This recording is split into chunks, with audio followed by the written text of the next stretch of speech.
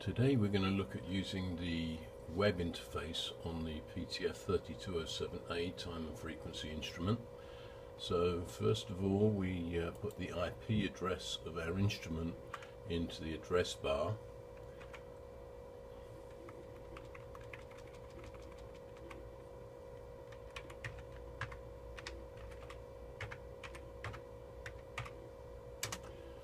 There we go, and that pulls up the web interface. There's a web server built into the instrument, and now we only have one module fitted, which is module A, so we click on login and that will take us to the login menu.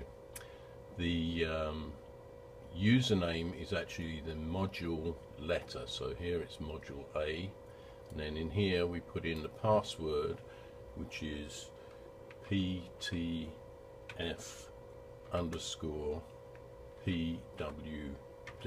all lowercase letters, and then click the submit button. That brings us into the first screen here, which gives us a choice of different things that we can set up on the unit. Now the web interface is purposely quite different to the Telnet and RS-232 interface because it seeks to take advantage of the facilities that you get within a web browser. So let's say we want to look at the settings on receiver 1. We just highlight and click on receiver 1 here, and you can see it brings up a sub menu here, and these are the parameters that we can set up on receiver 1. Because we're in fixed mode, we have position here already set in. We've got the height, the latitude, the longitude. If we were going to do a survey, this is the number of averages that will be taken to give us a surveyed position, and then in here we have the cable length of the antenna cable. Now if we want to change something, let's say we want to change the value, the number of averages that we're going to take for a surveyed position. Let's make that 40.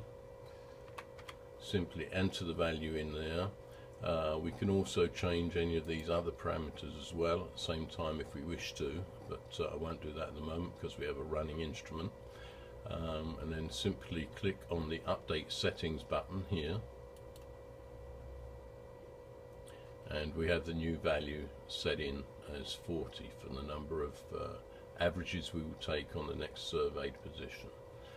If you want to know any of the different options available, or for expanded help on any particular command, these are the command numbers here. So we have A01, A02, A03, A04.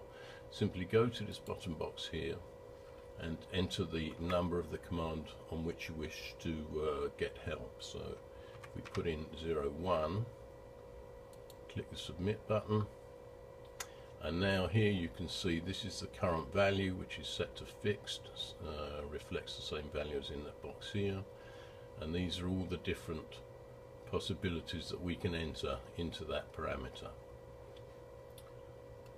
Okay, the same is true for the other possible selections for the settings. We can set in the time and the date. This is only possible to set if we're not in GPS mode. If we're in GPS mode, these parameters are actually locked. We can set the mode of the time if we wish to display time in local time, in which case we would also enter the time offset from GMT, whether we want to have daylight savings time on or off, and if so, which type of daylight savings we want. We can also select 24 or 12-hour format, and we can select the format of the date. And then we have certain system settings here. I won't go into detail on each setting, but just by selecting any of these we can set up the system. Now there's a special couple of menus here. System config is actually for setting the basic operating parameters of the system, usually just used within the factory when the system has been configured. But we can have a look at that. There's a warning because if you set these settings to values that are outside of acceptable ranges, then you could disable the system. So if we look here, receiver 1, tells us what kind of receiver is fitted to the unit. We have a mask angle, which is used for setting up for looking at for which satellites we're going to look at, and we have a test on the leap second here. Okay. There's many different selections, so we can do the same for receiver 2 here. We can look at what the outputs are set to here. So these are all different settings that we can set the outputs to, but bear in mind these are only applicable if these outputs are actually configured in the hardware in the instrument. We have a system config. Tells us what type of oscillator is fitted. Many different parameters that we can set up in here. This one we'll look at later on when we want to look at upgrading the software. So that's the download IP, and then we can go back to the entry menu here. Okay.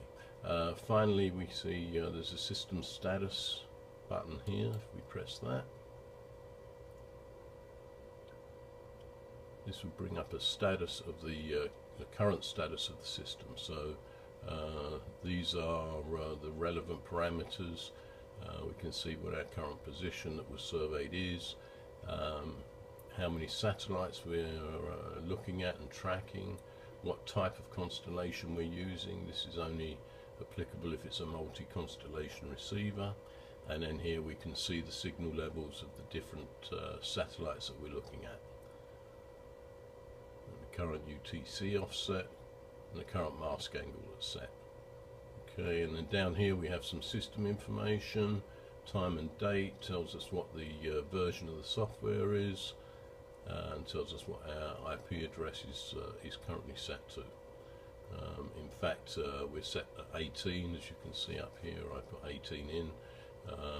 The 30 is the static IP address that has been programmed into the unit, so if we took it out of DHCP, this would be the static address that was applied. We also have another capability to look at what commands are available. So this is simply a list of the system menu commands with their numbers, and then that's pretty much it. We can just go to the home page, and now we're automatically logged out.